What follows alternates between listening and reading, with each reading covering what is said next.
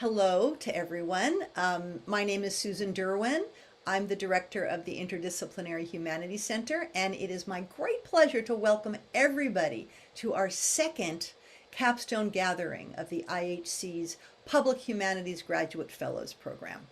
This program is or has been designed for doctoral students in the humanities and humanistic social sciences who are interested in developing their skills as public humanists. And it consists of coursework, 2 courses, a practicum, and a capstone presentation.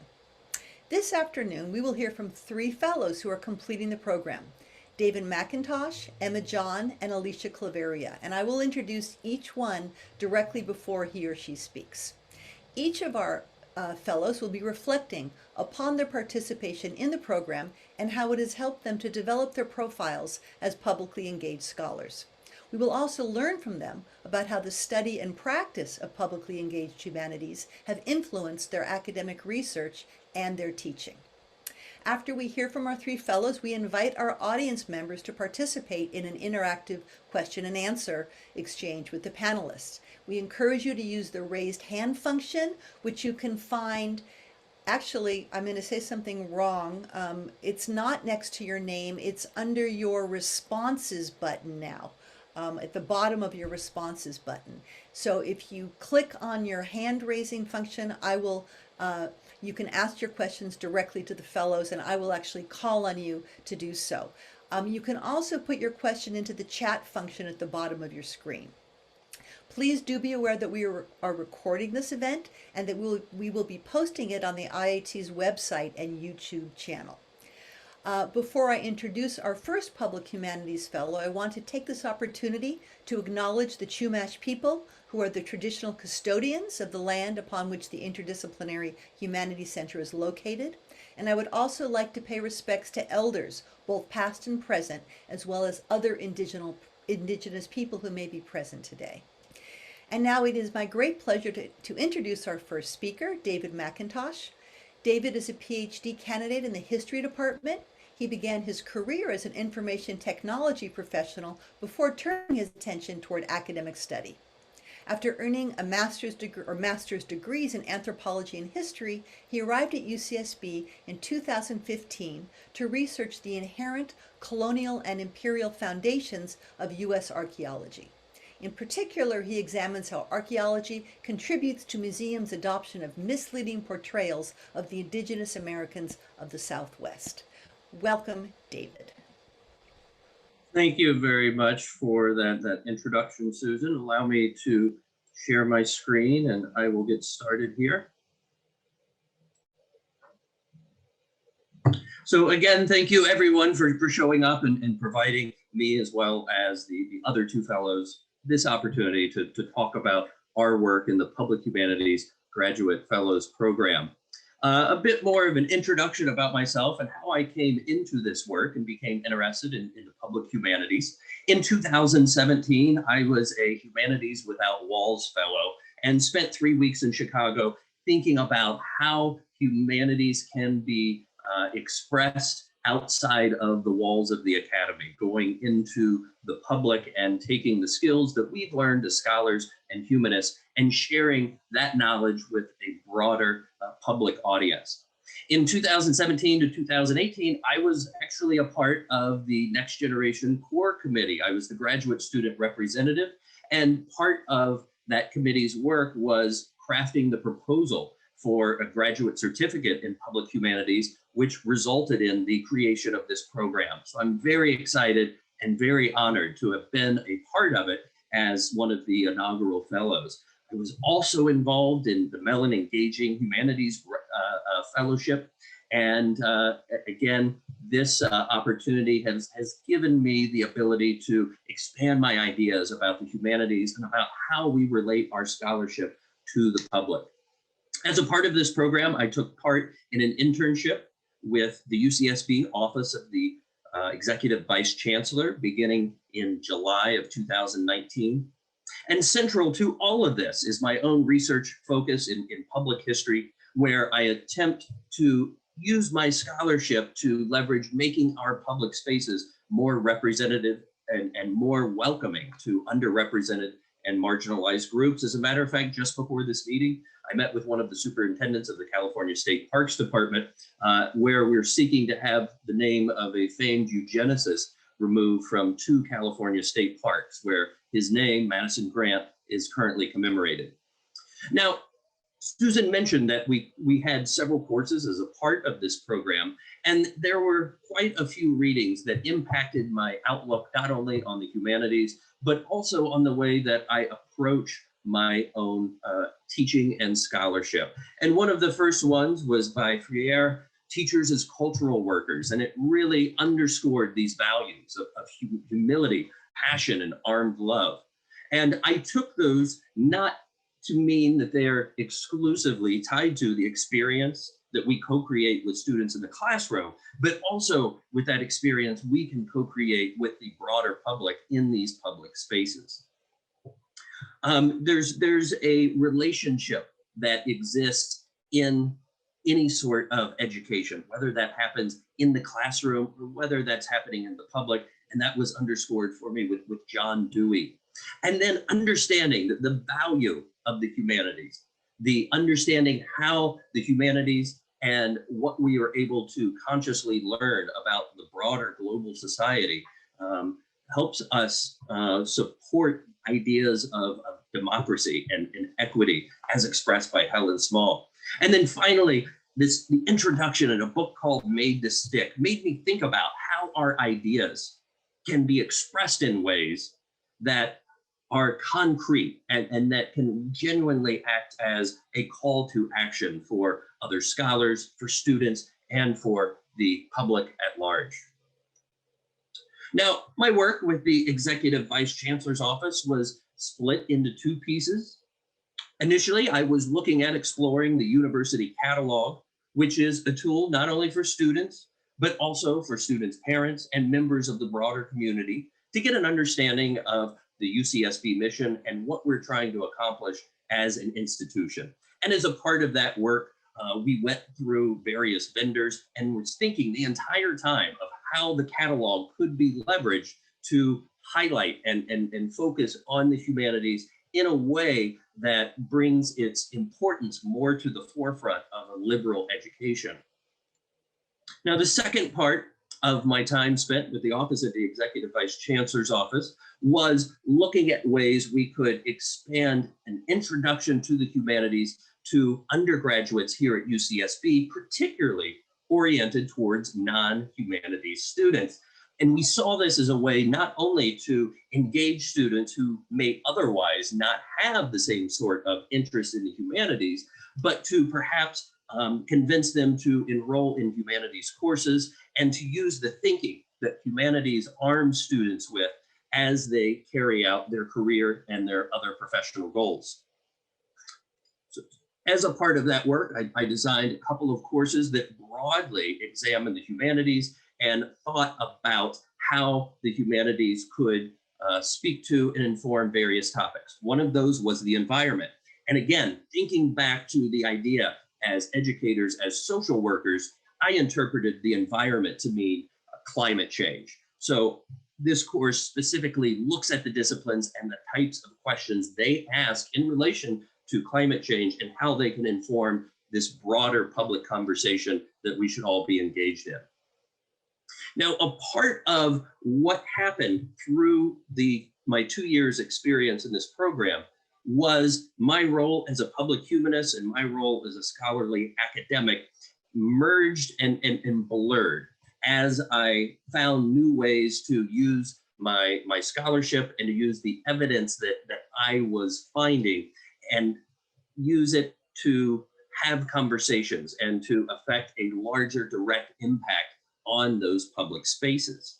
And as my scholarship and teaching have taken on more of a public-facing perspective, I'm still considering those ideas that I referenced a few slides ago to think about how an equitable education can be produced for all, whether they're students of our university or members of the various publics.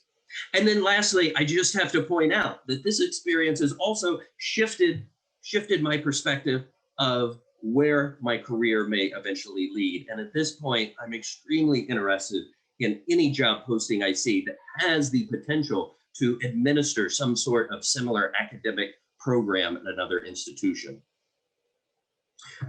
One of the most important things I've taken away and how I've changed as a scholar into becoming a real public humanist is understanding the value of humanities in the public sphere. So by informing the contemporary debates that we're having, and certainly in 2021, our country is full of some at times uncomfortable debates. It also amplifies those community voices and histories of marginalized groups that for a very long time have not had the same sort of comfortability and acceptance of enjoying some of our beautiful spaces, especially like we have here in California. It helps those individuals navigate some experiences that are sometimes culturally or historically or even contemporaneously difficult for them to contend against, as well as expands the educational access for all, really, because education is not something that merely happens in a classroom. There are opportunities for it all around us. And then lastly, that ability to preserve culture in times of crisis and change. And of course, the last year has really been a crisis moment for us all. So thank you very much for taking the time to visit today and listen to my presentation. And like you, I'm looking forward to hearing from our other two speakers. Thank you very much. Thank you so much, David. Yeah. All right, our next presenter is Emma John. Emma is a third-year PhD student in the History Department, where she studies U.S. and public history. Her research focuses on 19th century preservation and historical work done by ladies' heritage organizations in the United States. She is particularly interested in the creation of house museums and what they represented as sites where gender, racial, and class identities collide. Please help me welcome Emma. Hi, everyone. Also, as I'm getting this up, I would like to thank everyone for being here, particularly Amy Fias, who passed her comps about an hour ago. And I think we should all recognize that because, wow, what an achievement. But anyways, again, my name is Emma. I use she, her pronouns. I became a public humanities fellow during my first year of grad school, so I've been very fortunate to incorporate public humanities methodology into my research since the get-go. Today, I would like to talk about the work I did with the Santa Barbara Trust for Historic Preservation and how it shaped my understanding of what the public humanities make possible. Additionally, I would also like to acknowledge that we are currently situated on the traditional, ancestral, and unceded territory of the Chumash people, and I commit myself to learning about how to make decolonization more than a metaphor, to borrow the words of Eve Tuck and Kay Wayne Yang, which also includes financial restitution whenever possible. Oh, come on, computer. There we go.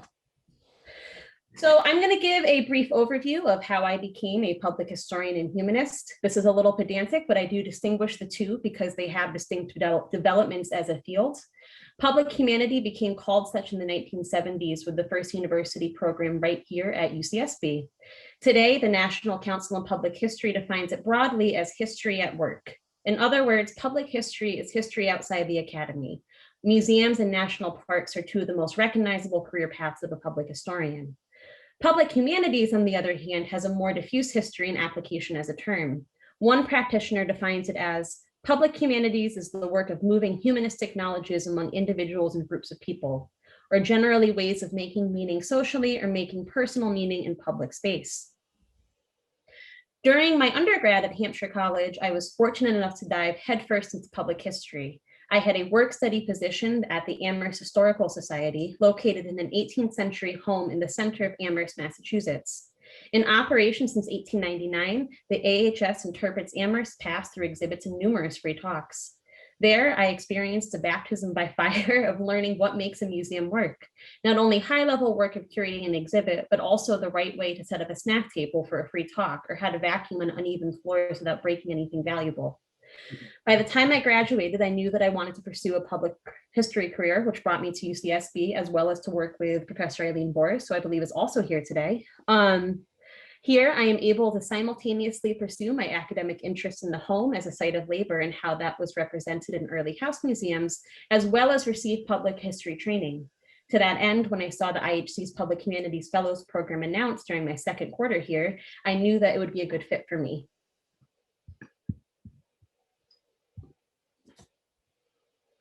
So a big draw to the Public Humanities program for me was the chance to work at the Santa Barbara Trust for Historic Preservation. The trust was founded in 1963 by Pearl Chase, a venerable figure in Santa Barbara's history, and today is known for its stewardship of the reconstructed Santa Barbara Presidio downtown, as well as Casa de la Guerra. Executive Director Dr. Ann Peterson and Associate Director Kevin McGarry had presented in both my public history class and public humanities class my first year. I was drawn to Dr. Peterson's approach to community building at a historic site.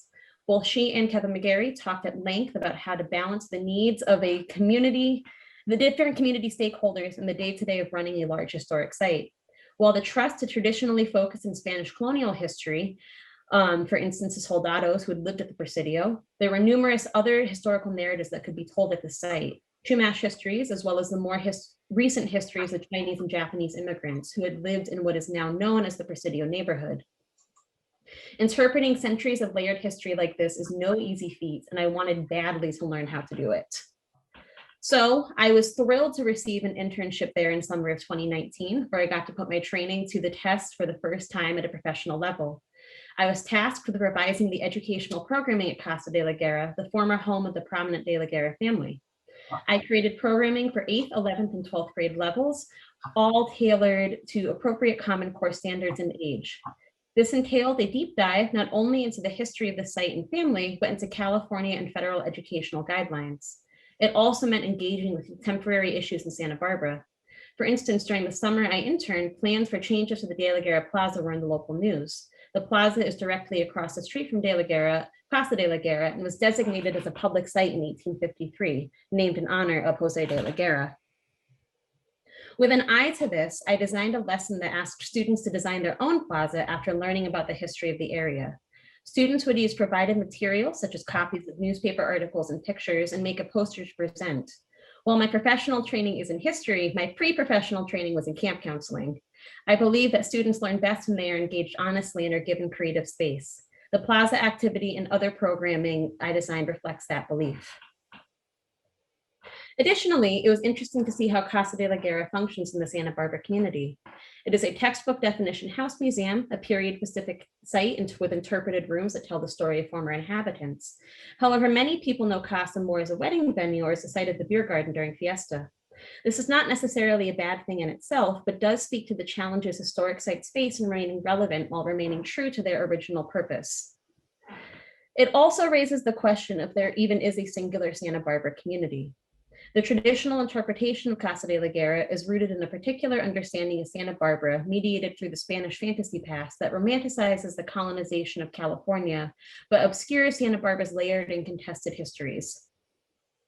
While this romanticization is prevalent, it is also still contested. For instance, this past June, local high school students organized a march in the wake of national police violence with a demand for the local schools to implement an ethnic studies curriculum. The students won. This is a large step in Santa Barbara to shed its old Spanish days persona and recognizing that the town is in fact reflective of larger historical colonial trends and racial injustice.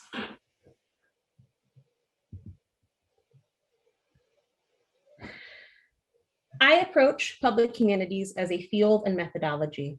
I am professionally and personally motivated by connecting people to the past. Through the IHC's program, I have been able to learn more methods of humanistic engagement. How can we teach and learn history through dance or through art? What are the challenges and ethics of critically engaging public humanities projects? One of the benefits of becoming a fellow so early in my graduate career is that I have been able to incorporate these questions into my work since the beginning. And additionally, my internship at Casa de la Guerra reverberates in my current work. I'm going to give a small, slightly off-topic example, but I think it's fun. You can agree with me or not. So Casa de la Guerra makes an appearance in Richard Henry Dana's classic novel, 2 Years Before the Mast, which is a recollection of a ship sailing up the West Coast in, I think, early 19th century. One of the stops in the book is in Santa Barbara, where the crew attends the daughter of Jose de la Guerra's wedding. And if you go to the Santa Barbara Historic Museum, not the trust, that is their big painting out front is of that wedding. Dana's son, Richard Henry Dana Jr., was the architect who designed the headquarters of the National Society of the Colonial Dames of New York, a group whom I've studied extensively. And this is just, history really puts into perspective how small the world is. On a less esoteric level, I have continued my professional relationship with the Trust through the California State Parks History and Relevancy Program, with Nikki Renberg, who I believe is also here, and Anna Rudolph. Working with the Trust has been nothing but a joy, and I am so fortunate to have forged these connections during my time at UCSB, and I'm very grateful to the IHC for making that possible. Thank you. Thank you, Emma. All right, our next presenter is Alicia Claveria. Alicia is a PhD candidate in the Department of Theater and Dance. Her dissertation research focuses on contemporary Native North American drama and performance and Indigenous theory. She is a member of UCSB's American Indian and Indigenous Collective Academic Council, which works to strengthen university community connections, support American Indian and Indigenous students, staff, and faculty, and advocate for Indigenous interests in local and global contexts. Welcome, Alicia. Hi, everyone. My name is Alicia Claveria. I am mixed race, Chippewa, Sioux, and Crow. My pronouns are she, hers, and I'm a PhD candidate in the Department of Theater and Dance, focusing on contemporary Native North American drama and performative activism. I'm a Eugene Cotter Robles Fellow, a Mellon Engaging Humanities Fellow, and a Public Humanities Fellow, which is why I'm here. And I'm speaking to you today as a visitor from the unceded land of the coastal band of the Chumash Nation for the land acknowledgement commitment portion. I'll say that I am committed to continuing to work with UCSB's American Indian and Indigenous Collective and our Chumash relatives to center Chumash voices and leadership in guiding the future of the university, including working to support the ongoing activism to create an American Indian and Indigenous Studies department here at UCSB. So participating in the Public Humanities Fellowship Program was a very organic interest to me. The work I do in American Indian and Indigenous Studies is not only highly interdisciplinary across institutional boundaries, but also across the boundaries between institutions and community organizations. So I could see that gaining the skills to make me a better public humanist would be really invaluable to so many facets of my academic and public work. So what I learned in the fellowship coursework, the first course, Skills for the Public Sphere, included both practical skills for public humanists that they will need to further their academic career or to further their careers, including just even being able to talk about, what you do, what you can contribute, really positioning oneself as a scholar and as a public humanist. But it also taught us a lot of skills that we could use because organizations really need their public humanists to have these skills. And that includes, connecting organizations and communities, facilitating those connections, and also writing for diverse audiences. The course included skills that were also good for both public humanists and their organizations to have, including designing projects, building websites, and grant and budget writing. So in the history and theory of public humanities seminar, we focused on the development of the field of public humanities, its contributions, and its contemporary trajectories within the field. And this course offered a lot of interaction and discussion with my fellow public humanists. So each week was almost like its own mini symposium roundtable. And there were a lot of really valuable and highly interdisciplinary exchanges with people with whom I hope will be my future colleagues. So for my internship with the Public Humanities Fellowship, I interned at the Museum of Contemporary Art Santa Barbara, or MCASB. MCASB serves the diverse communities of the Santa Barbara and Central Coast area by engaging world-class contemporary art exhibitions that seeks to engage the public in broad dialogues and deepen visitors' relationships to demystify contemporary art. Now, the wonderful thing about this internship was the amazing variety of projects on which I had the opportunity to contribute and the variety of tasks that I undertook on each project. Really, that Skills for the Public Sphere graduate seminar training, all the skills we practiced there very directly related to the work I was asked to do for the museum. And briefly, I work to support 3 contemporary art exhibitions with various internal and public-facing documents, and on 2 research projects for possible future exhibitions. So one of the challenges in this position was creating materials that not only supported exhibitions, but also communicated about the exhibitions to the museum's diverse audiences, which included school children, teens, general public adults, board members, major donors, museum staff, and contemporary art figures. And repeatedly, I was made aware of the power and importance of co-creating shared public narratives to the vitality and continuation of public serving organizations, and in fact, to organizations in general. So I really feel that it's within these narratives that an organization's culture and contributions are communicated, and that the ability to construct and convey those narratives has a direct and tangible impact on an organization's longevity and effectiveness. So here's one example of what I'm talking about, and I'm going to go a little off script for this. One of the projects that I was asked to undertake, one of the major people at the museum said, she approached me and said, we have a hard time talking about what we do. We have, people say, what do you do? And we have a really hard time just articulating that. So I know there's a lot of valuable stuff. Here are 5 tables, and they contain every event that the museum's done for the past 5 years. Can you turn this into something that we can use to talk about what we do, and that we can use to examine what we've done, and that we can use on grant applications and in letters and talking to our publics? So these tables, each table had about 20 columns, and I think the longest table had about 450 rows, and each one of them was an individual event. And within these tables, this was everything the museum had done for a year. There were stories there, but really spending time scooting the columns around, scooting the rows around, and trying to find those stories, it took a lot of time and a lot of reflection on what the museum was, what it was doing, and what it wanted to do. So this is what I ended up creating for them at the end of that. This is ultimately a 10-page report, and it's called the Event Summary. And right there on the front page, there's a paragraph that they can use and adapt when they're talking to publics, when they're writing grants, that just says briefly, hey, this is who we are, this is what we do, and this is what we want to do. And then on the tables there, I organized how many of each type of event they did each year. There's a paragraph that describes the event and talks about the target audiences, and shows the reach of the event in the community. So that's one thing that I really appreciated about the Public Humanities Fellowship. It really helped me to hone the skill of locating and articulating institutional narratives toward a purpose or a goal. The work had to be multi-legible and multifunctional. I also gained a lot of confidence in communicating what I can contribute to public partners, and pedagogical confidence as well in my ability to engage community project-based learning as a valuable opportunity to engage students as change makers in public spheres. So this program has also expanded my ability to contribute to the activism and goals of American Indian and Indigenous communities. Becoming more aware and engaged as a public humanist has opened new possibilities for my praxis-based research.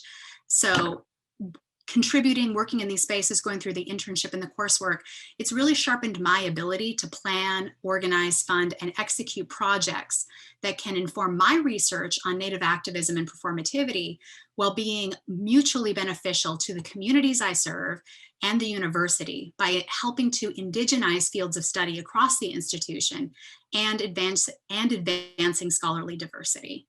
So thank you for your time. Okay, well, thank you all. Thank you very much. Great. Well, we have about 15 minutes for questions from our audience. So we can start with Ken. Oh, that was a clap, not a hand raise. I became so excited to see those little yellow hands. Raise your hands or type into the chat any questions you have for our fellows. All right, while you're thinking, oh, Jordan, was that a move or was, no, okay. I will start us, oh, okay, Olga, yes. Unmute yourself and speak your. Thank you. Thank you, Susan, and thank you to the fellows. It's great to see your faces again, also, even if you can't see mine right now. But it's great to see you all. And I just have a question for the three of you, since we're all graduate students, or we've been through graduate school, and while we were doing the program, we were all still in grad school. I'm curious to hear about the way that your internships kind of impacted your work as graduate students, if it changed the way that you approached your research, or maybe the other way around. What sort of change occurred there? And whoever has something to say about this can jump on. Thank you so much for the presentations. They were amazing. Olga, I'll start with my response, and I'll simply say that my time spent in the office of the Executive Vice Chancellor gave me a more nuanced understanding of the humanities and of how they approach their scholarship differently in terms of the sorts of questions they pose, the sort of data that they rely on to form their arguments. And I think with that in mind, my own dissertation being pretty interdisciplinary, I've had that sort of at the forefront of my mind as I examine scholars and research from other disciplines as I'm going through and writing a history of archaeology in the Southwest. So it's been extremely useful for me, the experience I gained during that internship, just in terms of how I approach my own research and how I feel like I'm a little bit better now at empathizing with scholars from other humanities disciplines. Okay. Anyone else want to speak to that? Yeah, I could briefly speak to that. I could say one of the things that it highlighted for me is that I used to still think in terms of, oh, this is public work, this is academic work, and the time that I spent in the museum really showed me how permeable that barrier is, if it even can be called like a barrier. So many of the people who work in a lot of these public facing institutions, they are people who come from academia. They are people with with PhDs and with a lot of interest in advancing this work. And so that was kind of one of the challenges, was how do you write this document so that it appeals to this group that are primarily very highly educated professional people, and then, okay, now 10 minutes later, how do you write this document that that appeals to maybe something that we can grab the attention of teens to try to get their attention and get them on board, or to recruit musicians. So I actually did a lot of reading and research sort of within and beyond my field. I had to kind of it was sort of like a crash course PhD in contemporary art, because I was working with art PhDs and I needed to be fluent in those spaces. So it was grabbing a lot of books and articles off the shelf and being like, I never thought I would read a book on the alchemy of painting, and this long exploration in how painters had to kind of create their own pigments, and how alchemists sort of how they also fiddled with things, and all of these different connections. And yeah, so it's just it was really understanding that this work that seems so focused in academic spaces has so much broader applications than I expected. I'd also like to jump in on this. In addition to what I talked about, I think everyone here knows this, so I'm just stating the obvious. I'm from the East Coast. I came to California not really knowing a lot about California. And so getting to intern locally has been so helpful of expanding my archive, expanding my methodological approaches, and just like what is possible. And particularly as I'm starting to consider the more theoretical angles of my research, which is hard and scary for historians. We don't like theory. It's been really useful to have a wider swath of things to think about other than, the 5 18th century houses in every New England town. So among many other things. All right. Nikki, you have a question for Emma?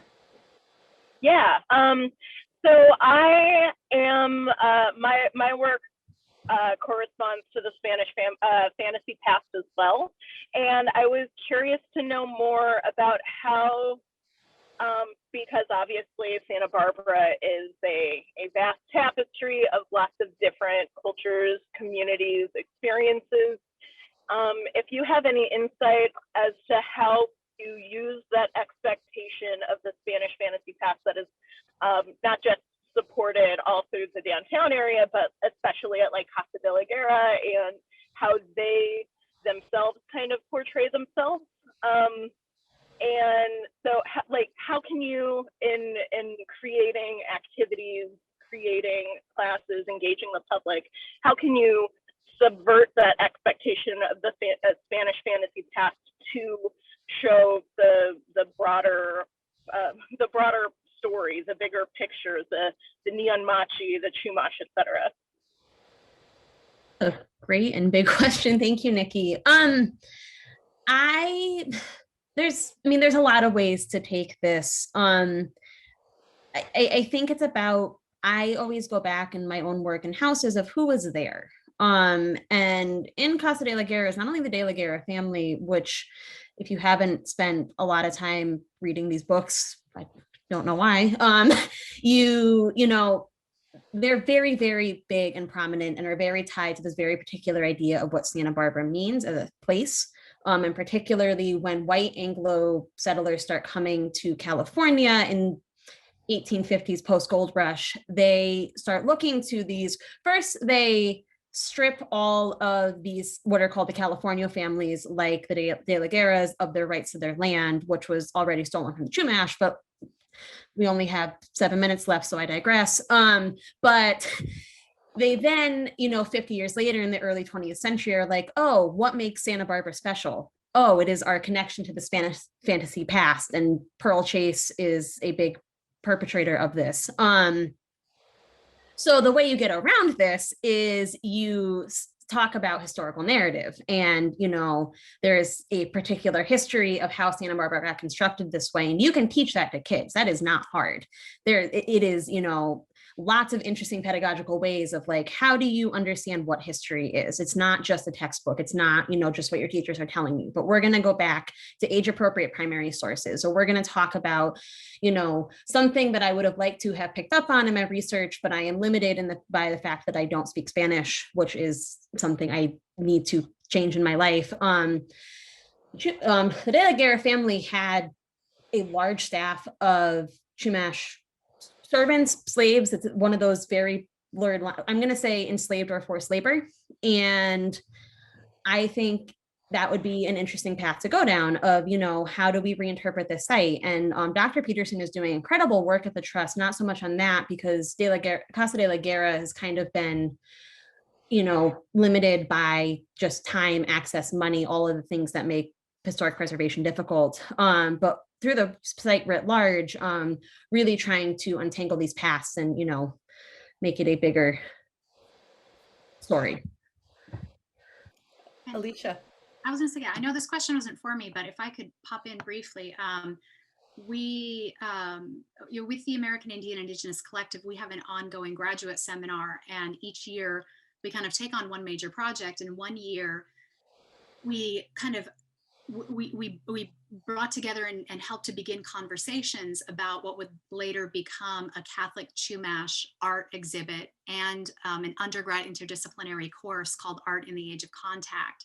So I think that, that's one way, that exhibition, there was one version of it that was at UCSB, and then another version was downtown. If memory serves me correctly, it was a few years back. And Chumash cultural representatives were involved in that. And they had looked at this art that was created by Chumash hands and was now in mission spaces, and discussing what that means and how that communicates, and what these images that might not be quickly or easily legible to people in mission spaces or to people from Euro-Western backgrounds that read differently and meant different things to the Chumash cultural representatives who were viewing these items. And so bringing those voices in, I would say that is huge. Building that relationship. It's not something where it's like, oh, give me a name, give me a phone number, I'll call a person, they'll send me a thing. It's a relationship. It's like building those relationships with those people that have those narratives. And when you build those relationships and you have those discussions, that changes the game, that changes the story. So I would say relationships. I would say all of these diverse stories, all these diverse people are in our community. Are we friends with them? Right? Are we on a first name basis? And then really realizing how much rich, in-depth, game-changing information is available when we start to make those connections. So I would say the biggest thing I would say is connect, connect, connect, connect, and alliances. All right. Any other questions from our guests? Let me ask you a question. This has been a very interesting discussion of the work really the three of you have done at different points in your studies, career, and now your future work, given what David was describing about your conversation today, about public spaces and public conversations. Could I ask you to turn your gaze back to the university and through the sort of the lens of your experience in public cultural organizations, your work with different publics, could I ask you just to think about how you would, has your sense of why it's worthwhile to study humanities in the university shifted? Why, if you were to talk to an undergraduate who was, what is the reason, not to convince them, but just to have a discussion, why are we studying the humanities today at the university? Could you speak to that through the refracted, sort of through the optic of your commitment to and experience in publicly engaged humanistic work? Going back to the university, why are we studying the humanities, and how could the humanities even be more publicly inflected when we teach our students this from the very beginning? On January 6th of this year, our nation experienced a very scary, difficult day. And it reminded all of us who study humanities really how fragile democracy is, how it depends on trust in our institutions, trust in one another. And one of the readings that I referenced in my presentation specifically spoke to the humanities as one of the initial goals of a liberal education, of creating well-rounded global citizens. And that is something that is so important to the foundation of who we are as a people and who we are as a nation. Last fall's election demonstrated to us that there are some very difficult conversations ahead, and those scholars of us that are interested in engaging in those public conversations, must be committed to these democratic ideals. So I think the work that we are doing now in this historical moment is as important as ever. Thank you. Alicia or Emma, did you want to speak to anything? I could say briefly that if I was going to kind of explain it to an undergrad or something like that, and it's interesting because in the Public Humanities Fellowship, we actually worked to create an entire class called Exploring Our Voices that had exactly this aim. That was the whole kind of thought was, how do we discuss with these incoming students, incoming and transfer students, how do we convey to them what humanities brings? And for me, recently, I've been thinking about the idea of fingerprints. And I've been thinking, the world has left fingerprints on you. And these markings, they inflect the way that you view the world. And if you want to understand that, the way that you understand it is through studying humanities. So if you want to know why you think the way you do and how people have communicated with you in ways to get you to think and behave in certain ways, and why other people, if you've ever wondered, why are they like that? Why does that person do that? That's a humanities question, right? So I think that if you are curious about yourself or curious about others, if you want to be a better person, if you want to make the world a better place, and you even ask yourself, what does that mean for the world to be a better place? What does it mean to be a better person? Those are humanities questions. And even if we want to understand the information that sciences and social sciences give us, we interpret those through humanities lenses because we are humans, right? So I think that it's the context of everything. Humanities is the context. It is so many things in and of itself. You know, it's art, it's drama, it's literature, it's all of these ways that humans express themselves and connect with one another. But it's also the setting that holds so many of the gems, just to connect. Of what it means to be a human, and what it means to be alive, and what it means to even begin to consider the more than human. We're coming from my field, connecting with our sometimes called non-human and non-living relatives, connecting with and relating to ecology, right? So we think maybe ecology is like a science, but so much in how my field approaches ecology, the traditional ecological knowledge, is connected to connection, is connected to thinking about citizenship in terms of not just people of a nation, but in terms of our fellow citizens, our citizens of fellow nations, like non-human nations, or thinking of landscapes as having agency. So all of these ways of relating to the world. Anyway, I will stop. I got to give Emma a chance to speak too. I don't know, you gave me quite a lot to follow there, Alicia. My goodness. Yeah, I started teaching 17B, which is 19th century US history, the day on January 7th this year. And yeah, I tend to focus in my TAing that we learn history. And I always tell my students in the first day, it's okay if you're here because you have to be here. I like history enough for all of us, probably too much. But you have to learn how to think. And I can't say it better than Alicia did, so I'm not going to try, but it's really, even I bristle at sometimes, oh, we have the humanities and then we have science, because science is so impacted and socially, not to belay the fact that I went to a liberal arts college, but it is a social construct.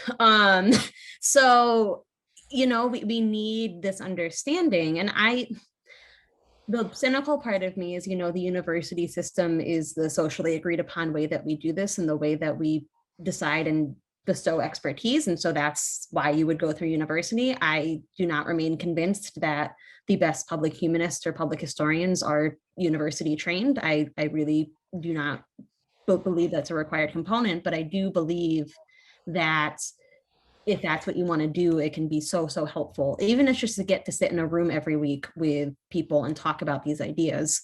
And there are plenty of people in this room right now that I got to do that with and still get to do that with. And it's just such a joy every week. So that's what I got to say. Thank you all. I think you've really imbued your life's breath into the work you're doing and the understanding you're bringing to what we're all trying to do as people interested in the power and possibilities of the humanities. So thanks to our audience for coming. And I look forward to seeing you all again, and great job, fellows. So kudos to you and good night.